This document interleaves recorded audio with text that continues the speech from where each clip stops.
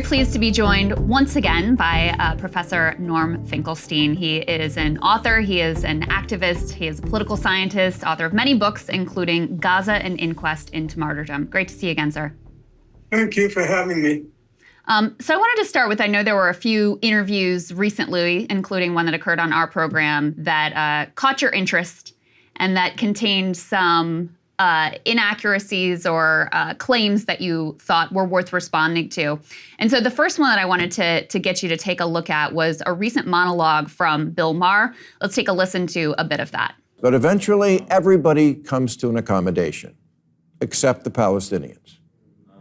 Was it unjust that even a single Arab family was forced to move upon the founding of the Jewish state? Yes. But it's also not rare. And no one knows more about being pushed off land than the Jews, including being almost wholly kicked out of every Arab country they once lived in. Yes, TikTok fans, ethnic cleansing happened both ways. In Fiddler on the Roof, the family is always moving to stay one step ahead of the Cossacks, but they deal with it. When they're leaving Anatevka, they say, hey, it wasn't so great anyway. Nobody was a bigger colonizer than the Muslim army that swept out of the Arabian desert and took over much of the world in a single century. And they didn't do it by asking. There's a reason Saudi Arabia's flag is a sword. Arafat was offered 95% of the West Bank and said no. The Palestinian people should know your leaders and the useful idiots on college campuses who are their allies are not doing you any favors by keeping alive the river to the sea myth. I mean, where do you think Israel is going? Spoiler alert, nowhere. So the sort of core of the point he is making is Jews got kicked out of a lot of countries too, and it's effectively time for Palestinians to get over it and move on. Well, just as a general point, I find it rather amusing when I hear Bill Maher pontificating about, if you see the longer clip, about Byzantium, about the Roman Empire, about Muslim expansion. He knows as much about these topics as Joy Behar. The only difference between him and Ms. Behar is she reads her factoids off of index cards while he reads them off of a monitor. And neither of them is, in my opinion, particularly funny. And I find it in very poor taste in the midst of a genocide, making these rather impoverished attempts at humor, where half the audience laughing uproariously sounds as if they were paid to laugh. But let's leave all that aside and let's get to the factual matters. Here are the facts. The Palestinians on the Zionist project, I'm not going to go through the whole history, I promise your listeners. The Zionist project begins roughly at the end of the 19th century. Their aim was to establish a Jewish state in Palestine. Palestine was not empty.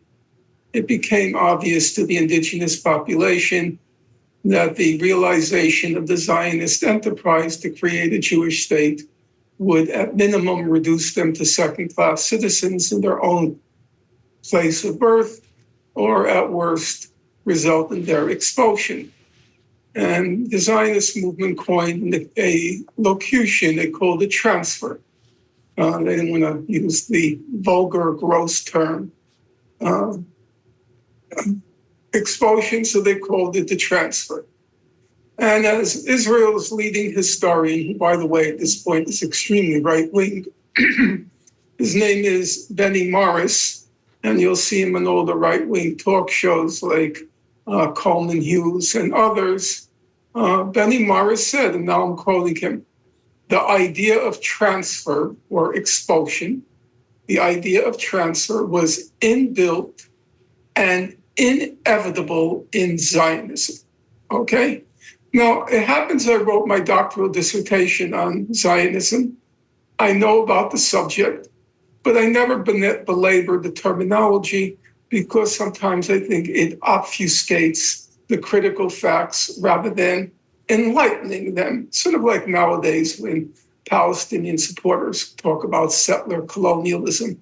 I don't find this kind of terminology enlightening. I think it obscures more than it enlightens. But as a factual matter, as Benny Maher said, the idea of transfer or expulsion was inbuilt and inevitable in Zionism. Okay? And so the indigenous population of Palestine, the Arab, later they came to define themselves as Palestinian, but the Arab-Palestinian population of Palestine naturally revolted against that prospect. In fact, Benny Morris writes, remember, he's now a right-wing historian, but Benny Morris writes that the driving force, the motor force of opposition to Zionism was the prospect that the indigenous population was going to be expelled if this idea were realized. Now, skipping far ahead and not to tilt the scale in my direction, but just to bring us to an end before this one question consumes your whole program. Come 1948, a war breaks out. I'm not going to talk about who's right and who's wrong in the course of the war, but now, as David Ben-Gurion, the first prime minister of the state of Israel, said, he quoted the famous French expression, which is still quoted, when in war, do as in war. Namely, here is a prospect. Now we have the opportunity to realize the Zionist dream, and the population from the area that became Israel, 90% of the population from the area that became Israel was expelled. Exactly what you would expect, given what the ideology was, and an opportunity now availed itself. And they became the Palestinian refugees. So now Bill Maher says, well, basically he says, it's a done deal, get over it. I'm not going to pass a judgment on that. Now, you know, Krystal, and if you don't mind, I'd rather look at you than I look at myself, because I'm more concerned about persuading you than persuading myself. I'm already persuaded. And body language is sometimes indicative, so I'd like to look at you, and where I see you're demurring, I'll stop and we'll continue. So he says, basically, get over it. Now, you know, Krystal, let's say you were fired from a job wrongly. What do you expect your friends to do? Do you expect them to support you? Or do you expect them to say, Krystal, get over it? I would hope they would support me. Exactly. So there is an obligation, a kind of moral obligation among those not directly the victim to support those to the extent they're able to rectify a wrong. That's, to me, a moral responsibility. And then you might come to the conclusion, you know what, this is going nowhere, and I hope this person understands it's going nowhere, and move on, okay? The fact of the matter is, and I have to tell you, I watched the Bill Maher segment this morning, and several times I had to just, take a breath, because he's such an ignorant sack of shit. It just nauseates me when I'm listening to this. He hasn't a clue what the history is. He really doesn't know anything. This is the reason Bill Maher doesn't want kids to go to college. He says it's a waste of time. Yeah, in college you learn that before you speak your mind, you should actually know a few facts. You're supposed to read books, not just have note cards passed to you. So what are the facts? And I'm perfectly willing now to say to Bill Maher to his face, if you disagree with me, have me on your program. Have me on your program, and we'll go through it step by step. Already as early as 1976. Now, if I'm not mistaken, you were probably born around that time. A little bit later, but yes. Okay, later. So before you were born, and I'd like you to sort of let that sink in. You're an adult woman already. You have children. I'm talking about before you were born. Already in 1976, the Palestine Liberation Organization, which at that point was a representative organization of the Palestinian people, was supporting two states on the June 1967 border. They were supporting the compromise. They were already giving up before you were born. The representative organization of the Palestinians, universally recognized, the PLO. They already were ready to compromise. They gave up, and I hope this will sink into the minds of your listeners. It's impossible that it will sink into the mind of Bill Maher because there isn't a mind. There's a blank space that's filled in with desperate attempts of being clever and funny for his paid listeners. But for everybody else, before you were born, the Palestinians had already compromised. They had already moved on. They had given up on 80% of Palestine, the area that became the state of Israel. And they had resigned themselves, reconciled themselves to the prospect of a state just on the West Bank, including East Jerusalem and the Gaza Strip. But the whole area that became Israel, before you were born, they had acquiesced in that reality. Now, there is a question about the fate and future of the Palestinian refugees, those who were expelled. And I will grant, because I am an old-fashioned believer in truth, and as a radical, I like to quote the better part of the radical tradition that says the truth is revolutionary. Namely, there is no contradiction between the truth and having revolutionary or radical aspirations.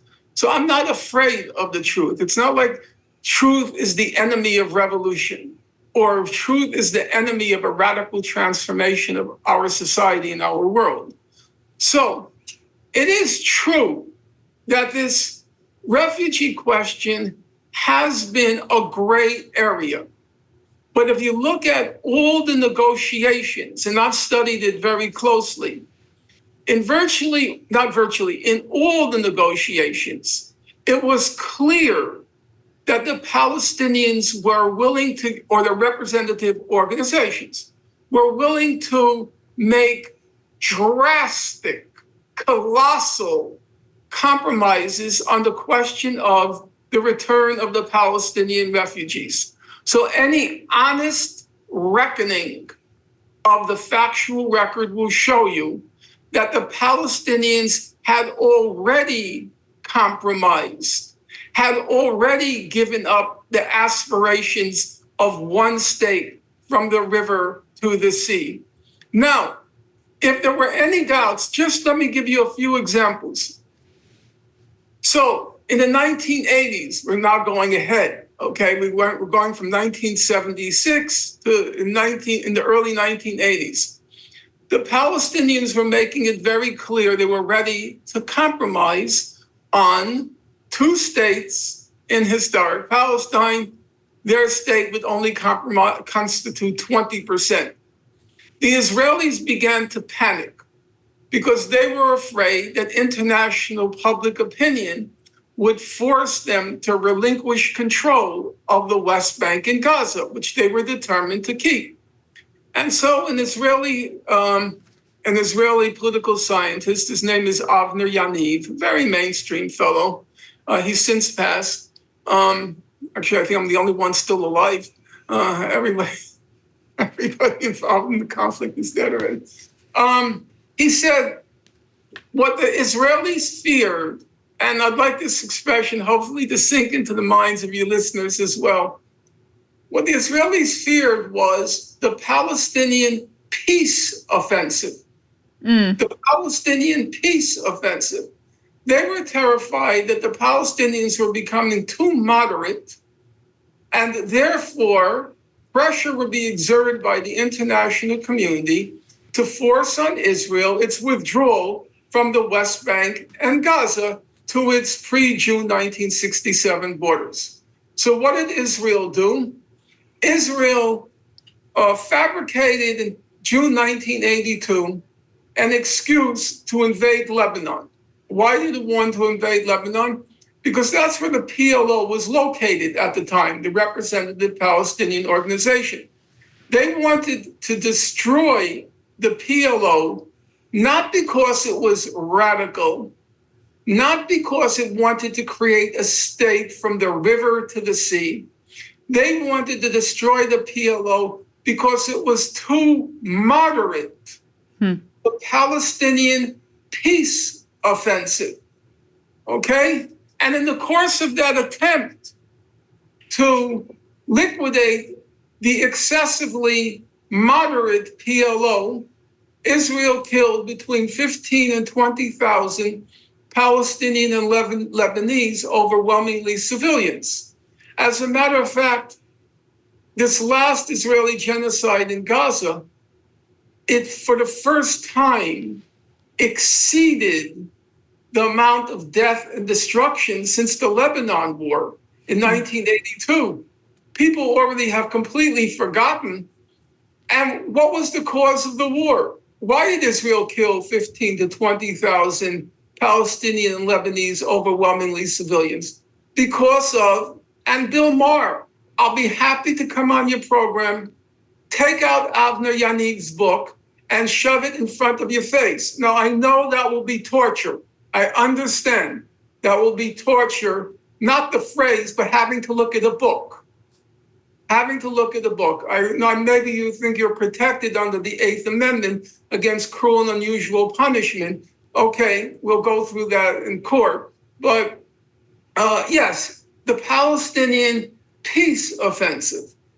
Now, come 1987, the Palestinians, absolutely despairing of ever ending this occupation of their lands, they went into a civil revolt. It was called the Intifada, okay? Here's a side note for you. And Krystal, I like you. I know you're a good listener, and I know you suck in information, and I appreciate that. I saw you with Robert Kennedy, and it was a good show. There's no question about that.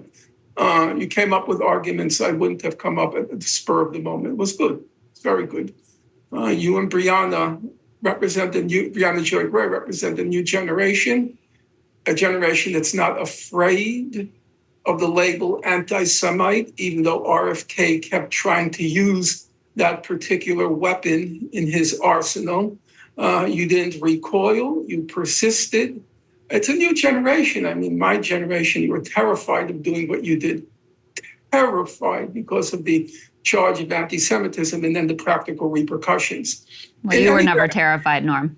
I wasn't terrified, but, I don't have physical courage, but I have moral courage.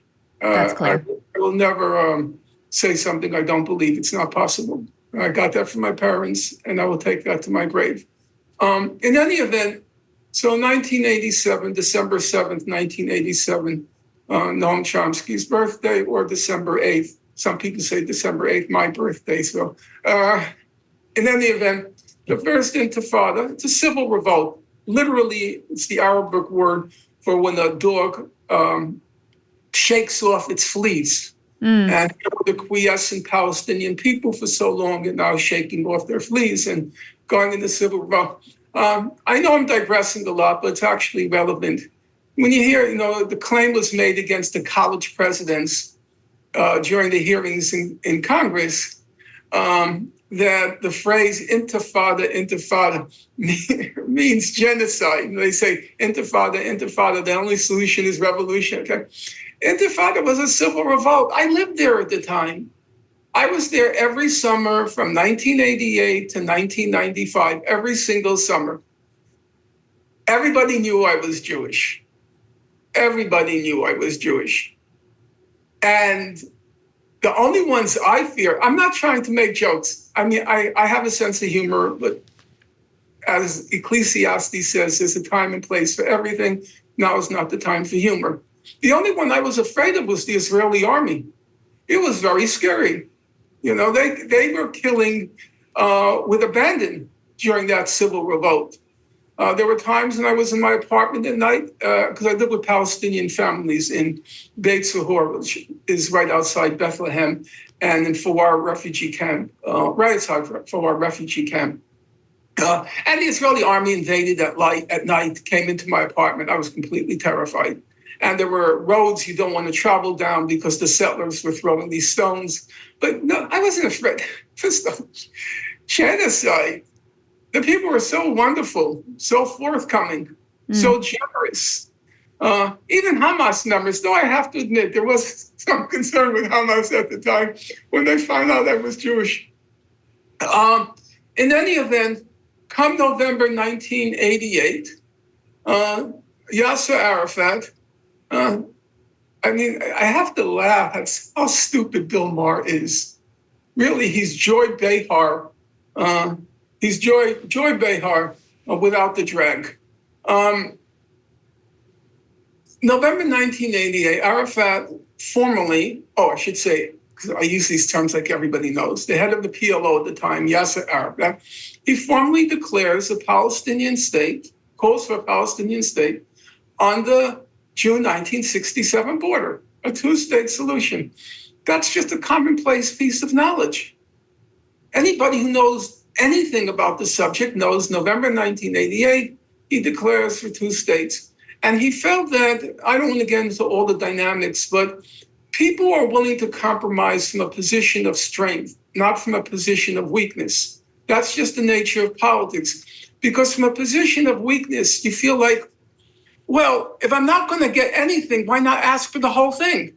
Because it makes no difference. Right. If I can't hope to get a half a loaf, if I can't hope for half a loaf, then why not ask for the whole loaf? Right. Doesn't make so. In November 1988, it was during the first Intifada, and it did become a global issue. The first Intifada, it did seriously dent Israel's public relations image, because I'll tell you, I was teaching at that time. And I remember one student who was neither pro-Palestinian nor pro-Israeli, whatever those terms mean, they're just totally stupid. He said one day in class, he said like this: the Palestinian civil revolt was famous for what was called for throwing stones, throwing. And he said like this in class: stone, he held up his hand like this, stone, Uzi, that was the known Israeli weapon, it's sort of the brand of Israel, the Uzi. Stone, Uzi, that's not fair. That's what he said. Stone, I remember it, it's 30 years ago, more than 30 years ago. Stone, and that was the image that was being communicated, transmitted internationally. So Israel was facing a major PR problem. And Arafat, from a position of strength, because he thought he could win something now, that the civil revolt had shifted international public opinion, he thought he could win something, and he announced formally, publicly, unambiguously, two states on the June 1967 border. Now, come 1993, the civil revolt was effectively repressed by the Israelis. They were very brutal in their repression of it. And Arafat entered from a position of weakness, not strength, what came to be called the Oslo Accord. And basically what the Oslo Accord was, it said, we recognize Israel, meaning Yasser Arafat. We recognize the state of Israel and its June 1967 border. All of that forgotten by Bill Maher, who's so clever. He's so smart with his factoid supplied to him by the Israeli consulate. The Oslo Accord has vanished. And he says, and what the Palestinians get in return? Well, actually, they got nothing in return, because he was negotiating from a position of weakness at that point, Arafat. What he got was a promise that we'll figure out what to do sometime in the future. It was supposed to be 5 years, what was called the interim period. The 5 years passed, they got nothing. I've already gone through in a previous show what happened in 2000, where Hillary Clinton's imagination got carried away. So I'm not going to, not that she's ever been very, well, yeah, at a certain point in her life, she was actually decent. But her memory is now very selective to the extent that it ever makes any connection with reality. But the bottom line from the period afterwards, now, we have a very simple way of testing who is and who isn't, or which side is and which side isn't, willing to compromise on this question. I would say we have an unequivocal record. And the record is this. And I would hope your viewers who have an interest in the subject would simply go and check out what I have to say. Every year for about 2 decades, about 2 decades, maybe a little more, every year, let's just check, if you allow me. I have it. Okay. No, actually, it's from 1997. So if I can ask you in my book, Gaza, An Inquest into Its Martyrdom, turn to page 28. Okay. Okay. Now, the United Nations General Assembly, based on international law, can I look at you again? I find it troubling looking at myself because it becomes a distraction. Thank you. Every year, the United Nations General Assembly, it's contrived a resolution, terms for resolving the conflict, as the title of the resolution says, peaceful resolution of the question of Palestine. And its resolution is based on international law. Now, international law recognizes the state of Israel. That's not a quarrel in international law. It's a member state of the United Nations. As a member state of the United Nations, it has the same rights and duties, rights and obligations as any other state. So the General Assembly contrives a resolution based on all the elements of international law. I would stress that the International Court of Justice itself in 2004, July 2004, it made a determination on all the critical questions bearing on the question of Palestine. So this resolution is a synthesis of the opinion of the General Assembly on the one hand, and the International Court of Justice on the other hand, okay? The supreme political body in the world and the supreme legal body in the world, all right? Supreme and most representative. So if you look at the voting record, I know, Bill Maher, this is going to be very painful.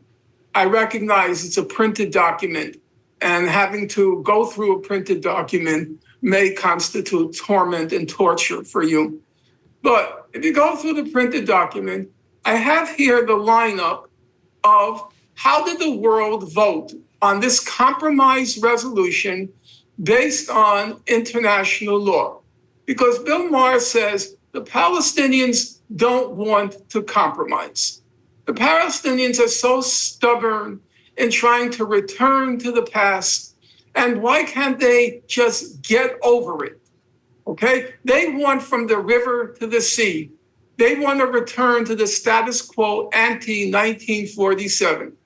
Well, this resolution calls for 2 states on the June 1967 border in accordance with international law and all the other aspects of international law. Time doesn't allow me to go through each one, though if you ask me, I'm happy to go through it.